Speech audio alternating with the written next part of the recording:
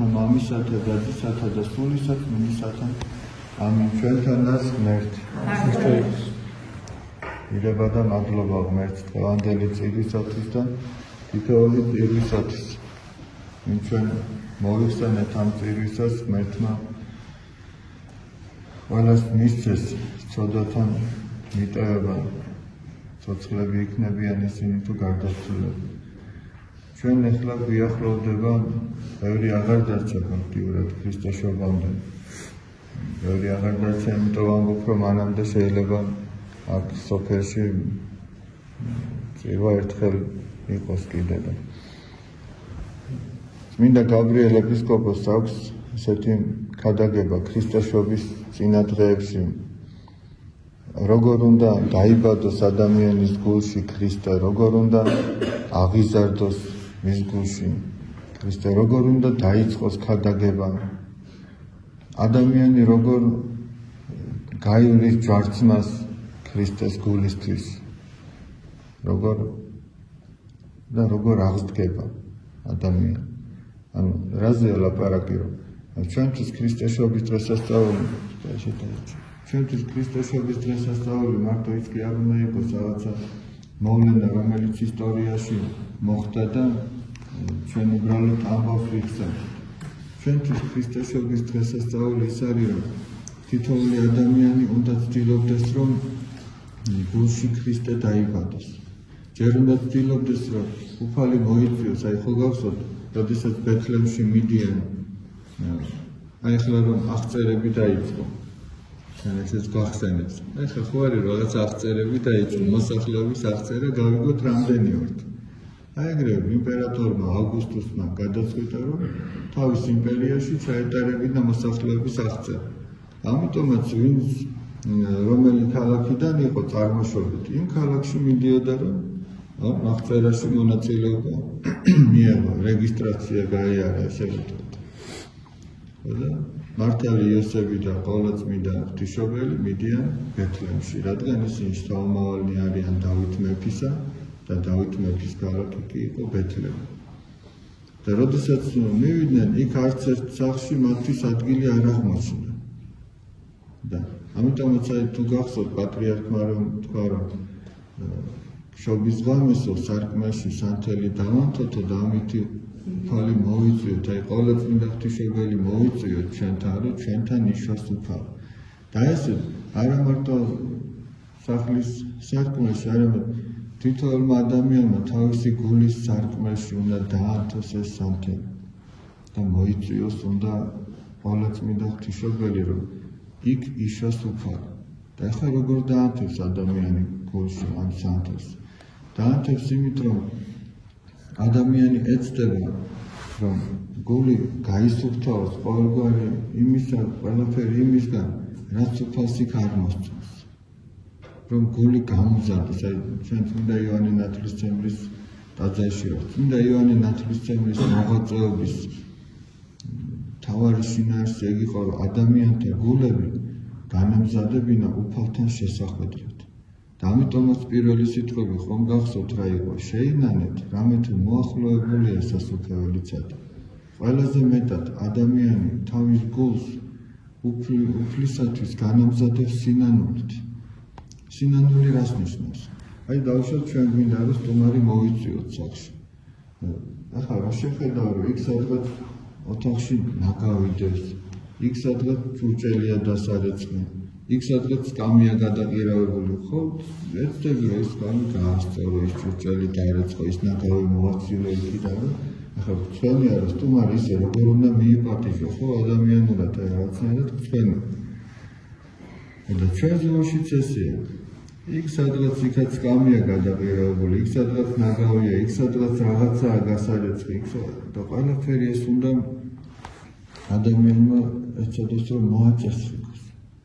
ანუ ჩვენში არის რაღაცა, სადღაც ამპარტავნება, სადღაც სიძულწეა, სადღაც ისე რომ ადამიანი არ პატიოს მეორე ადამიანს, სადღაც სიხარბეა, სადღაც აი ამ წუთის ოფლის ამოებაზე ფიქრია, მარტო შვება განცხრომაზე, სადღაც უწმინდურობაა ჩაგუდებული, ესე იგი სადღაც უსიყვარულობა, ეგოიზმი და ასე შემდეგ.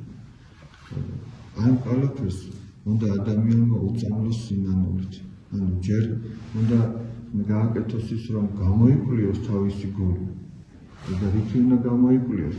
ეხლა იმ ოთახში, სადაც თუმას ვეპატიჟებობდით, თუ სრულიად ჩაბნელებულია ის ოთახი, იქ ვერაფერს ვერ დაინახო, რომ ისალაგებელია. ჯერ შუქი უნდა აამთავრო, შეხედო, სად რა არის, სად რა გააკეთო. ჩვენს გულშიც სახარებისეული შუქი უნდა შევიდეს, სახარებისეული მცნებების მიხედვით უნდა განვიხილოთ ჩვენი გული. ისე კი არა, მეზობელი ამას ფიქრობს და იმანის თქვა და იმ ფილმში ასე იყო, მაგის მიხედვით კი არა. ადამიანმა უნდა შეიმეცნოს ცნება ღვთისა, სახარებისეული მცნებები და ამ ცნობების შუქზე შეხედოს თავის გულში რა ხდება. და იმის მიხედვით ეცადოს, რომ მერე მოახერხოს. იმის მიხედვით მიხდება, სად რა არის დაუშვათ სიძულტე თუ სიხარბე თუ სიწმინდე თუ უწმინდურობა, აი ამას გაარკვევს მოკლედ. და ამის მიხედვით უწრფელად უნდა აღიარეს, ძერ უნდა გამოიკვლიოს რა ხდება იქ და მერე უნდა აღიარეს ეს, რომ მე ასეთი და ასეთი ვარ, მივიდეს უნდა მოძღვართან, უნდა აღსარება თქვას, უნდა შეინანოს და ეს თქვა სწორედ მინდა ივანე ნათლისმცემელმა შეინანეთ, რამე თუ მოახლოებულია სასופველიცად. აი ესე უნდა განმზადო უფალს გული. ესე უნდა განმზადო, ეს ნიშნავს იმას, რომ შენ სანთელი დაამტვი შენი გულის სარკმელში და ყოველწმინდა ღვთისმშობელს ეუბნები, რომ შემოგძანდეს და იქ იშვას სამყაროს მხსნელი. იმიტომ რომ შეიძლება ამ სოფლად მოვიდა სამყაროს მხსნელი, მაგრამ მარტო ის, რომ ის ამ ქვეყნად მოვიდა, ის მე არ მარგებს, თუ ჩემს გულშიც არ მოვიდა ის, როგორც სამყაროს მხსნელი. ის ხოს არგებს, ვინაც გული განმზადა და ვინც გულში მიიღო, მაგრამ მე არ მარგებს და მე ეს ამ ყველა მადლი და ღვაწლი და თავგანწირვა ქრისტეში გვერდით ჩამივლის, თუ ჩემს გულში უფალი არ დაიბადა. თითოეული ადამიანის გულში უფალი უნდა დაიბადოს. მერე უნდა აღიზარდოს, ანუ ნელ-ნელა ეს სიტყვა ჩვენში ჩათესილი გულში უნდა აღიზარდოს. მაგრამ იმისათვის, რომ აღიზარდოს, თქვენ სახარებიდან გახსოვთ, რამდენი შრომაა საჭირო, რამხელა დაბრკოლებები ეღობება წინ. ზოგი მოისმენს ღვთის სიტყვას, მაგრამ გაუდევარია მეორე წუთში არ ახსოვს. აი ახლა ამ ქადაგებას თქვენ შეიძლება წახვიდეთ სახლში და ვეღარ გაიხსენოთ, გაიხსენოთ, უდელმა რაზე იქადაგან. ან შეიძლება დაუშვათ კი გახსოვდეთ და გინდათ ესე გააკეთოთ, მაგრამ სადღაც განსასწრების წინაშე დავდექით და პირდაპირ აღარ მოგწონს უკვე ეს და ჩვენს გულში ვამართლებთ კიდევ ჩვენს აქციას, რომ აღარ ავქნათ. ასე და ისე რაღაცა მიზეზებს ათას მოგაწოდებს მოგვეხმარა წყალებში. ან შეიძლება უამრავმა საზრუნავმა დათქმუნოს, სიმდიდრეზე ფიქრმა დათქმუნოს, შვება განცხრომაზე სიამოვნებებზე ფიქრმა დათქმუნოს ეს სიტყვა და ვერ გაიზარდოს. მაგრამ თუ გაიზრდება, მას ექნება ასეთი თვისება. ხო გახსოვთ, ქრისტე 30 წლისა იყო, რომ საქადაგებლად გამოვიდა. და მან ჩვენს გულშიც უნდა დაიწყოს ქადაგება. დაიწყოს ქადაგება რას ნიშნავს? თითოეული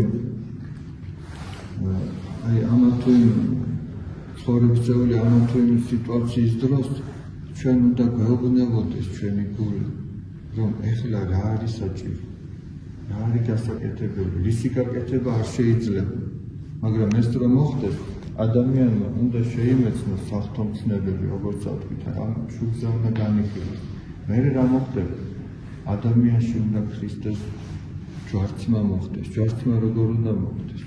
როგორ და იმ სიტყვის გამო, შენ ესე იგი სახარებისეული მცნების გამო შეიძლება რაღაცა განსაცდელის გადატანაც მოგიწვიოს, რაღაც უხერხულობაში ჩავარდო, ვიღაცამ შეიძლება კიდევაც დაგცინოს, ვიღაცამ აუგითქოს შენზე. თუ შენ დასწრები პრინციპულად ქრისტეს მცნებების აღსრულების მხარეს. ათასგვარი შეიძლება ცილის წამება იყოს შენზე, შეიძლება 1000 გულის ტკენა იყოს, იმედგაცრუება იყოს. და ეს ყველაფერი ადამიანის გადასატანია. ეს ყველაფერი, ეს გზა, გოლგოთის გზა, თითოეული ადამიანის გასავლელია, ოღონდ იმ ადამიანისა, ვისაც სულის გადარჩენა უნდა. ყველასი არის. თუმცა ნებსით უნებლიეთ იმ გზას მაინც ყველა გაივლის. იმიტომ რომ უფლის მარჯვნივაც და მარცხნივაც ორი ავაზაკი იყო ჯვარცმული, ხომ გახსოვთ? ერთი გადარჩა თავისი სინანულის გამო და მეორე წარწმუნდა დაიღუპა იმის გამო, რომ არც საკუთარ თავს ადანაშაულებდა უამრავი ცოდვისგან და პირიქით ქრისტეს განიკითხავდა. არადა მათ ორივემ ის გზა გაიარეს, როგორ გოლგოთამდე ისე როგორ ავიდოდნენ, ის გზა გაიარეს. ანუ თითოეულ ადამიანს მოუწევს იმ გოლგოთის გზის გავლა, მაგრამ ზოგი ნებით გადის ამას, ნებით ტვირთულობს, ღვთის სიყვარულით ტვირთულობს ამ გზას და ეს მისთვის მაცხოვნებელი. მაგრამ ზოგს როგორც სასჯელი ისე დაატყდება ეს.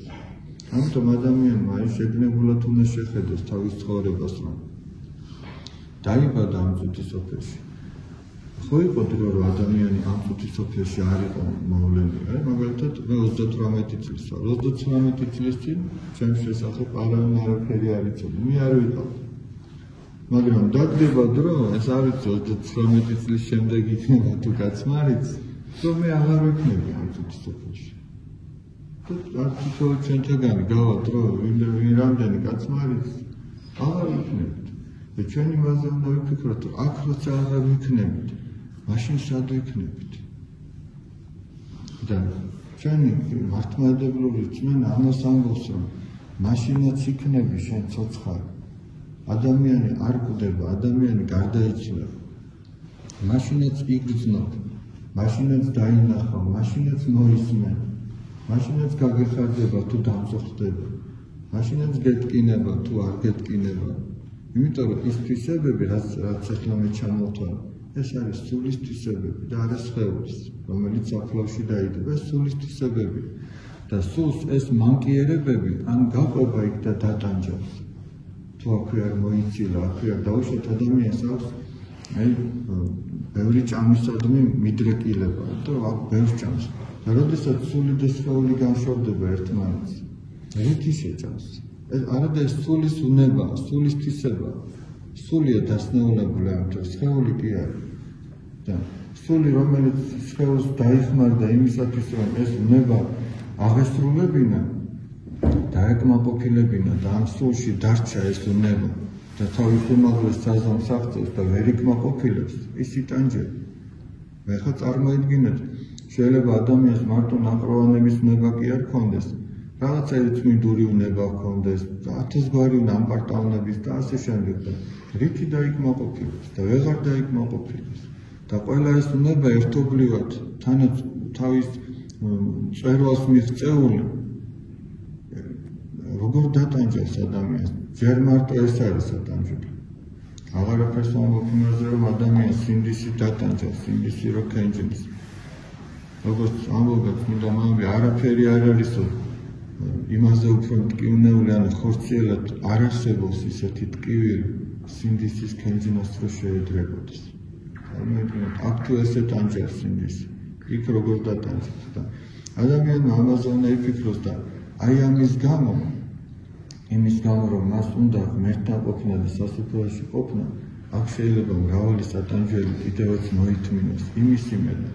მე არაერთხელ მითქვა წმინდა მამის სერაფიმ საროველის სიტყვები, რომ ადამიანმა რო იცოდეს, რომ როგორი სიხარული ელოდება სასუფეველში, თანახმა იქნებოდა თუნდაც 1000 წელი, 1000 წელი გველებით სავსე ორმოში იცხოვროს, ანუ როგორც იტყვიან ხოლმე, ამაზე ხელს მოაწერს, კი ბატონო, მე ვიცხოვრო იქ, ოღონ იცოდეს, რომ აუცილებლად გადარჩება და ცხონდა.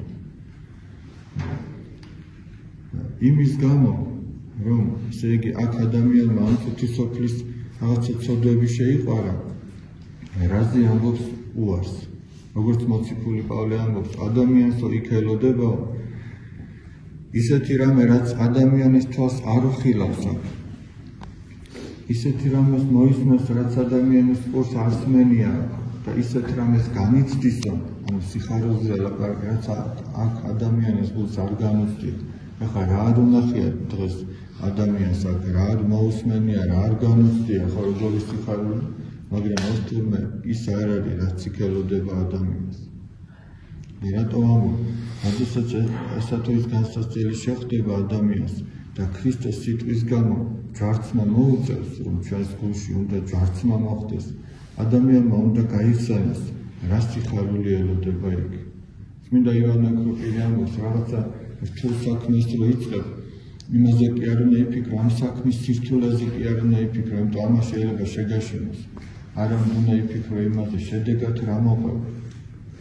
შედეგად რასაც სულის გადარჩენა და მარადიული სიხარული მოყვება, აი ამაზე რო იფიქრებ, მერე ის საქმე უფრო იოლდება, უფრო შემართებებად ხარ იმ საქმის საკეთებლად და აღარ გაშინებს. და ამას აუცილებლად მოყვება ჩვენს გულში ქრისტეს აღდგომა. ეს აღდგომა მარადიულად გაახარებს ადამიანს და ამას მოყვება ამაღლებაზეც და ადამიანის მარადიულად უფალთან ერთად ყოფა. და აი ეს არის ის მოვლენების პროცესი, რაც ადამიანის გულში უნდა მოხდეს. ახლა ჩვენ უნდა დავაკვირდეთ ჩვენს თავს, რომ ჩვენში რა პროცესები მიმდინარეობს, ჩვენს გულში რა ხდება. ქრისტე დაიბადა იქ უკვე თუ ჯერ არ დაბადებულა, აღიზარდა და ქადაგებს ჩვენს გულში, თუ ჯერ ეს არ ხდება, ანუ ჩვენი ცხოვრების სხვადასხვა სიტუაციაში ჩვენ სახარებისეული მცნებები გვახსენდება თუ არ გვახსენდება და თუ გვახსენდება, ვიქცევით თუ არა იმის შესაბამისად მიუხედავად იმისა, რომ მრავალი დაბრკოლება შეიძლება მოხდეს, ანუ ჩვენში ჯვარცმა ხდება თუ ჯერ ეს არ ხდება. ანუ ვინ რა ეტაპზეა აი ამ ძალიან დიდი და მაცხოვნებელი პროცესზე თავის გულში თვითონ უნდა დააკვირდეს ესე იგი. და ამას როგორც იყვნენ შემოქმედებითად უნდა მიუდგეს. ისე კი არა რომ მარტო აი ადამიანი მოდის და ამბობს მე შევწოდე, მე შევწოდე. არამედ უნდა გულს დააკვირდეს რა ხდება იქ. არის იქ უფალი, არის ჯერი გამზადებული უფლისათვის ადგილი რომ ის მოვიდეს. და აი ეს არის ჩვენი ცხოვრების მიზანიც. და ეს არის ჩვენი მარადიული ცხოვრების გზაც. აი მერტი შეგვეციეს რომ უფალი დაიბადოს ჩვენ გულში. აი ვისიც უფალი დაიბადა, ჩვენი ადამიანებს ვიხსენებთ. აი გულში წმინდა ბარბარეს ხსენების დღე იყო. პატარა გოგონა, აი პატიავის დროს. აი მათქელა გოგონა იყო წმინდა ბარბარე. და წარმოიდგინეთ 17 საუკუნეა ჩვენ მას ვევედრებით. ეს არის ხსენება წმინდა საბა განწმენდილისა. ის დიდი და მერჩემოსილი მამა იყო 5-6 საუკუნის. საბაწმინდის ლავრა მისი დაარსებულია მის სახელს ატარებს. ხალხი არის წმინდა ნიკოლოზის ხსენება, დიდი მღვდელმთავრისა და სადახანში იქნება ყოველთა წმინდათა ხსენება, იქნება წმინდა სპირიდონის ხსენება. და ეს ის ადამიანები არიან, ვინც ერთი ჩვეულებრივი ბავშვები იყო. ზოგი არ იყო ჩვეული, ზოგი ცოტა ბავშვობიდანვე უჩვეულო იყო. რა გაგებით რომ ახლა მაგალითად წმინდა ნიკოლოზი პატარა როდესაც მონათლეს პატარა ბავშვი ბარძი ემბაში თვითონ რო იდგა ფეხზე პატარაობიდან 4 საათთა პარასკევი დედის დუდუს არ ჭამდა აი ესეც ღვთისგან არის ვიღაცა პატარაობიდან არის რაღაცით უკვე გამორჩეული საოცარი ბავშვობა აქვს ესე იგი და მაგრამ რაც არ უნდა იყოს ჩვენ თითოეულს გვაქვს შესაძლებლობა რომ ჩვენს გულში უფალი დაიბადოს და თითოეულ ცოდვილს შეუძლია რომ დიდი წმინდანი შეიქმნას. იმის მიხედვით როგორ მოინდომებს ის რომ უფალს გული განუწოდეს და უფალს უერთგულოს. ერთმა დალოცული და გახარებულები დააყო.